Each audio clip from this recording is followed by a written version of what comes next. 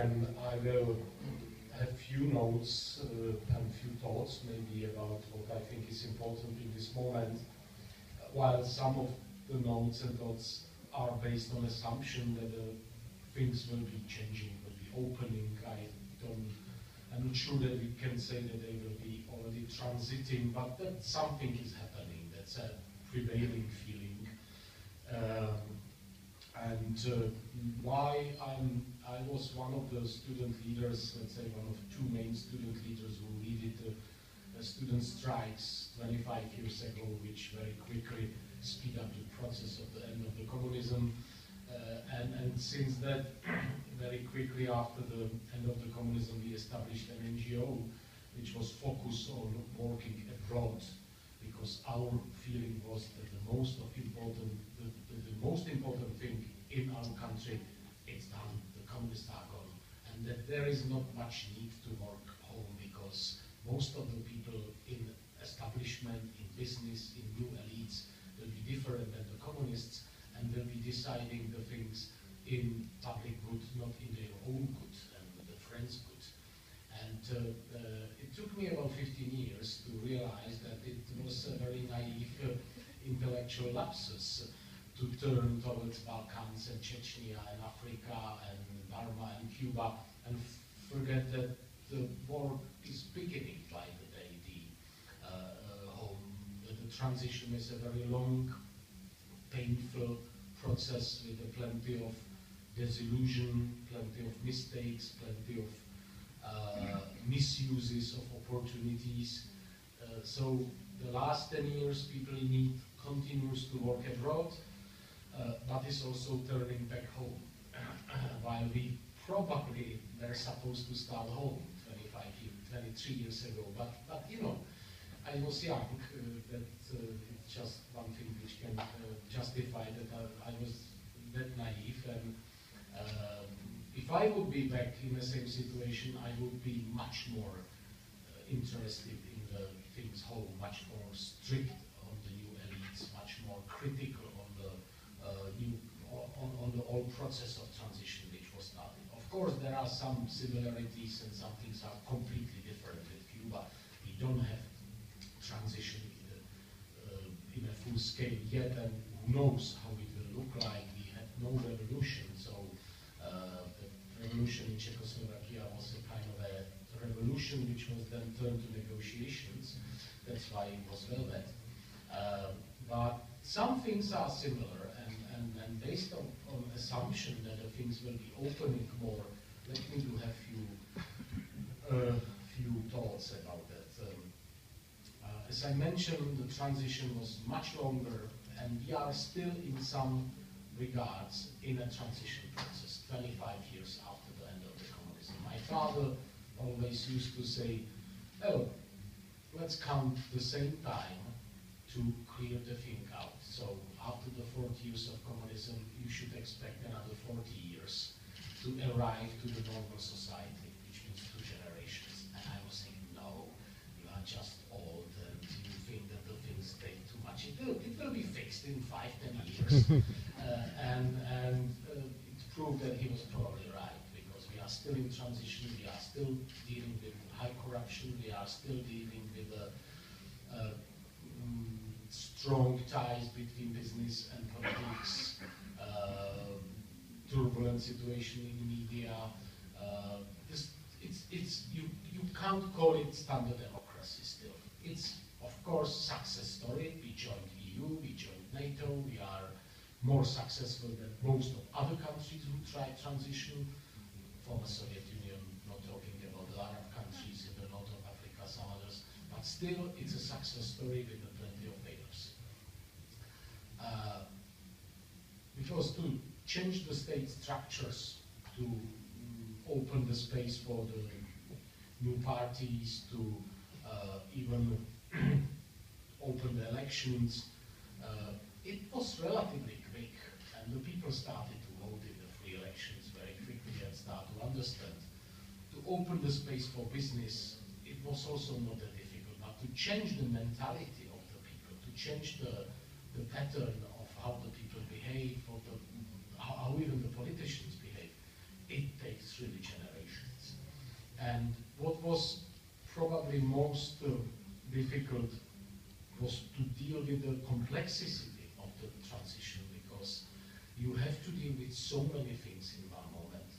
The main ultimate question, and I think we made a wrong decision, the main ultimate question was to either to rush in opening the space for free market and supporting the business, so supporting the economical side, or not to rush too much and to pay more attention to ethics, to principles, to rule of law, to new system of the laws which were not existing, to changing at least some of the judges, because all the judges were educated under the communists and they were serving the communist system, so they were not independent judges because they were used to listen to the orders.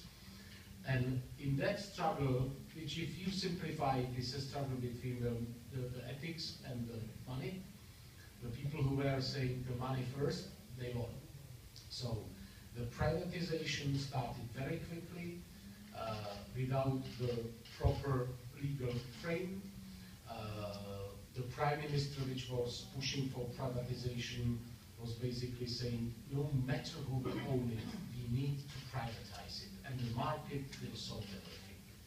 In fact, it was the beginning of a very difficult situation where most of the property was privatized to the hands of the people who were better ready, and those were people from the government or close to the government, because they used to travel, they had more money than ordinary people, not talking about dissidents who were very poor in the opposition.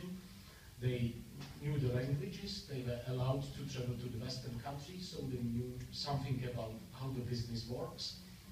And I don't want to say that the companies are not, that the economy didn't work. The economy works, but the owners, or among the owners, are plenty of people who were associated and were part of political establishment before, and they are now part of economical establishment, which of course create a huge frustration of the ordinary people.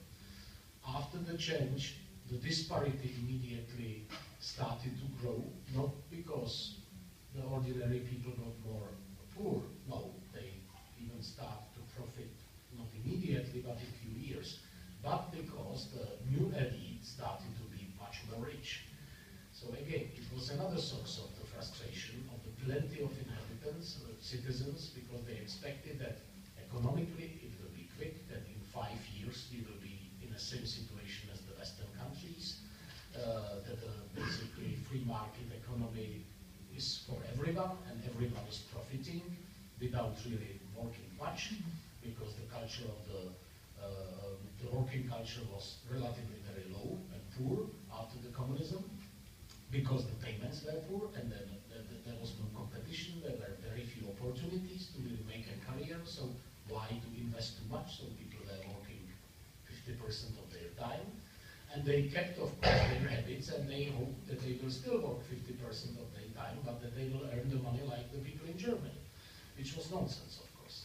So again, plenty of people got frustrated because the miracle didn't happen in 3 years, and even some of the parts of the country got worse because the centrally planned economy kept everyone in relative poverty, but everyone on a more or less same level, and then the disparity started growing, and especially the far provinces and the border regions were left side, basically.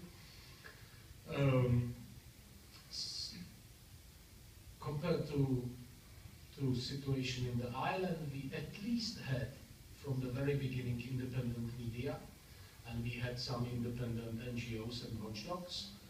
There was no censorship immediately after the fall of the communism, so we had at least some journalists and some daily papers and radio stations which were very open, and they were more or less investigating what's happening in the economical field. But still, the privatization from an economical point of view was relatively successful. Czech Republic has very low unemployment, there were lower social costs than in, for example, Poland, or not talking about the former Soviet Union. But in an ethical point of view or moral point of view, it was a disaster. Because ordinary people really didn't got share from the property. It was privatized, and most of that went to the hands of the people who were in one or other way associated with the regime. They were better already. Plenty of them were even from the secret services, because they were allowed to travel again. And what was the main mistake? That we rushed too much, and instead of really taking time, which was the Václav Havel point, take time and let's make a rule of law, let's make a legal framework first before starting the privatization. The people who were pushing for more business, more economy, basically won the internal political discussion or struggle. The same thing, for a certain extent, applies for investment, and I think for foreign investment, and I think in case of Cuba it might be even stronger case, because Cuba is very invested. It will be an investment paradise, not very big, but investment paradise.